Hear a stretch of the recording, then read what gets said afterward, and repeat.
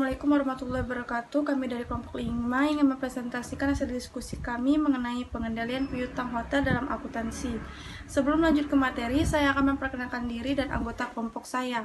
Saya Sunila Fitri Suryani, ada Dila Novemia Tias Budi, Lila Purnamasari, Olva Inori Sagita, dan Vanessa Rinola. Selanjutnya saya akan menjelaskan mengenai pengendalian piutang hotel. Yang pertama ada penjualan secara kredit, melibatkan dua pihak, yaitu pihak yang memberi kredit dan pihak yang menerima kredit, di mana akan timbul piutang bagi pihak kreditur dan utang bagi pihak debitur. Kebijakan penjualan kredit menimbulkan penagihan piutang. Penagihan piutang harus terkontrol dengan baik. Oleh karena itu, diperlukan adanya prosedur yang baik dalam menetapkan kebijakan kredit yang berkaitan dengan persyaratan kredit, prosedur pemberian kredit, serta adanya pengawasan dalam pengelolaan piutang. Yang kedua, ada masalah yang sering muncul terkait piutang ialah kurangnya pengendalian outstanding piutang suatu hotel yang kemudian mengakibatkan kredit macet, sehingga pembayaran piutang sering dilakukan jauh melewati batas waktu kredit yang telah ditentukan. Hal ini tentu saja berpengaruh pada operasional hotel karena akan berpengaruh pada penerimaan kas hasil penjualan kredit yang tidak lancar, bahkan dapat mengalami kerugian akibat piutang yang tak tertagih. Selanjutnya ada akumulasi piutang dan ada besaran piutang dipengaruhi oleh volume penjualan kredit dan rata jangka waktu pengutipan piutang untuk bisnis hotel dengan tingkat perputaran transaksi kredit yang cepat dalam satu hari. Diperlukan kebijakan kredit yang ketat sehingga akumulasi piutang tidak menjadi besar dalam suatu bulan yang pada akhirnya akan berpengaruh atas keperluan kas. Selanjutnya ada kebijakan kredit. Kebijakan kredit merupakan keputusan manajemen dalam memberikan kredit kepada tamu atau pihak ketiga dalam upaya meningkatkan pendapatan hotel. Apabila kebijakan kredit longgar, volume penjualan kredit meningkat, maka peluang untuk piutang tak tertagih juga akan semakin tinggi sehingga akan menjadi biaya bagi hotel. Untuk itu, manajemen hotel harus menentukan sedemikian rupa kebijakan kreditnya agar dapat meningkatkan penjualan. Tetapi biaya pengutipan bisa ditekan. Kebijakan kredit yang ditentukan oleh manajemen akan berpengaruh pada penjualan, harga pokok biaya, jumlah piutang, dan biaya pengutipan. Selanjutnya akan dijelaskan oleh Lili Purnamasari.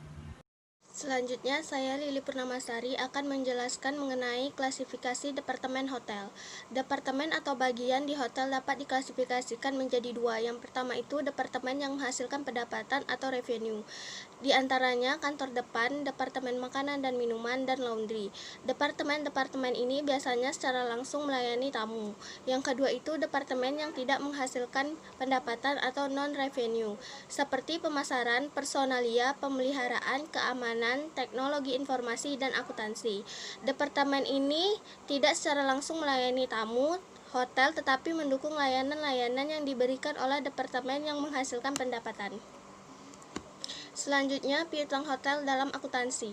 Pengertian piutang atau akun receivable menurut Mulyadi, piutang merupakan klaim kepada pihak lain atas barang, uang, dan jasa yang dapat diterima dalam jangka waktu 1 tahun atau dalam siklus kegiatan perusahaan. Piutang merupakan hak atau tagihan hotel kepada debitur yang merupakan pihak ketiga untuk produk dan jasa yang telah dinikmati oleh debitur atau pelanggan. Piutang hotel lazimnya terdiri dari rekening tamu. Selanjutnya, materi selanjutnya akan dijelaskan oleh Dila Novemia. Baiklah, materi selanjutnya yaitu jenis-jenis piutang hotel. Ada dua. Yang pertama ada guest ledger, yang merupakan rekening tamu pada saat di hotel, yang meliputi uang muka, rekening utama, dan personal account untuk in-house guest. Jenis-jenis piutang ini merupakan tanggung jawab karyawan di departemen front office. Yang kedua ada city ledger, merupakan rekening tamu yang belum ditagihkan dan rekening kartu kredit para tamu hotel yang telah check out. Jenis piutang ini menjadi tanggung jawab bagian accounting. Materi selanjutnya ada penghapusan piutang, piutang tak tertagih atau piutang ragu-ragu. Biasanya sebagian besar dari penjualan kredit dipastikan tidak akan tertagih. Piutang ragu-ragu merupakan piutang yang tidak tertagih dan biaya yang harus dibebankan pada rekening piutang. Piutang ragu-ragu merupakan konsekuensi kebijakan kredit yang ditetapkan oleh hotel. Beban operasi yang muncul karena tidak tertagihnya piutang dinamakan beban piutang tak tertagih. Faktor-faktor yang mengakibatkan piutang tak tertagih adalah debitur failit, debitur yang meninggal dunia, dan debitur yang melarikan diri. Piutang tak tertagih atau piutang ragu-ragu tentunya mengakibatkan berkurangnya piutang perusahaan yang akhirnya mengurangi aktiva lancar dan mengganggu operasional hotel. Materi selanjutnya, terdapat dua metode akuntansi untuk mencatat piutang yang diperkirakan tidak akan tertagih, yaitu metode langsung dan metode tidak langsung. Yang pertama ada metode langsung. Dengan metode ini berarti piutang ragu-ragu langsung dihapuskan dari rekening piutang. Yang kedua ada metode tidak langsung. Metode ini piutang ragu-ragu awalnya ditempatkan dengan rekening lawan akumulasi penyisihan piutang ragu-ragu sebelum pada akhirnya dihapuskan dari rekening piutang. Baiklah, materi selanjutnya akan disampaikan oleh Olfa. Baiklah, saya akan melanjutkan presentasi yang telah dijelaskan oleh Dylan Novemia mengenai pengendalian piutang hotel dalam akuntansi. Persetujuan penghapusan piutang secara resmi didokumentasikan dalam suatu dokumen resmi seperti berita acara atau instruksi penghapusan piutang-piutang dan catatan-catatan lainnya. Seperti 1. Kartu piutang, di mana kartu ini digunakan untuk mencatat setiap piutang hotel, artinya setiap transaksi debitur hotel dicatat menggunakan kartu ini. Yang kedua ialah surat penagihan. Surat penagihan biasanya dikirim 30 hari setelah tamu check out atau debitur telah menikmati jasa dan produk hotel. Di dalam surat ini biasanya terkandung jumlah yang harus diselesaikan oleh debitur, metode pembayaran, nomor rekening bank hotel, dan tanda tangan pejabat hotel. Yang ketiga ialah jumlah pengendalian piutang, jurnal pengendalian piutang. Potensi likuiditas piutang harus secara cermat dikendalikan karena merupakan sumber kas yang strategis. Melalui pengendalian piutang yang cermat, diharapkan hotel dapat memiliki kas untuk memenuhi kewajiban kas operasional seperti pembayaran gaji karyawan, utang dengan rekanan, jasa layanan kepada karyawan, dan pengeluaran kas operasional lainnya. Berikutnya ialah undang-undang profesi keahlian. Proses hukum terhadap berbagai profesi tentu saja memiliki undang-undang yang harus diatur agar kekhawatiran pada pelaku profesi lainnya atas perlindungan hukum bagi profesi yang bersangkutan dalam melaksanakan tugas keprofesionalannya dapat diketahui melalui hukum ini. Undang-undang yang mengatur mengenai profesi keahlian ialah Undang-Undang Nomor 28 Tahun 2009 tentang Pajak Daerah dan Peraturan Menteri Tenaga Kerja Republik Indonesia Nomor PER.02-MEN-1999 tentang pembagian uang servis pada usaha hotel, restoran, dan usaha pariwisata. Baiklah, selanjutnya akan dijelaskan oleh Vanessa Rinola. Baik, selanjutnya saya akan membacakan permasalahan profesi perhotelan, di mana masalah-masalah yang sering terjadi di bidang perhotelan yaitu masalah yang berhubungan dengan keterampilan, pengetahuan, dan sikap yang kurang baik saat bekerja.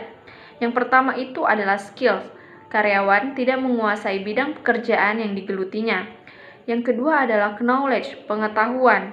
Karyawan tidak sering mengupgrade diri mengenai pengetahuan dan wawasannya, terlebih mengenai teknologi yang sedang dipakai oleh hotel. Yang ketiga adalah attitude. Karyawan terkadang kurang sabar, empati, atau tidak jujur, padahal butuh ketelatenan di industri perhotelan untuk melayani tamu dan memuaskan pelanggan. Yang keempat adalah conflicts between departments. Perselisihan yang timbul dikarenakan miskomunikasi, kurangnya koordinasi dan kolaborasi.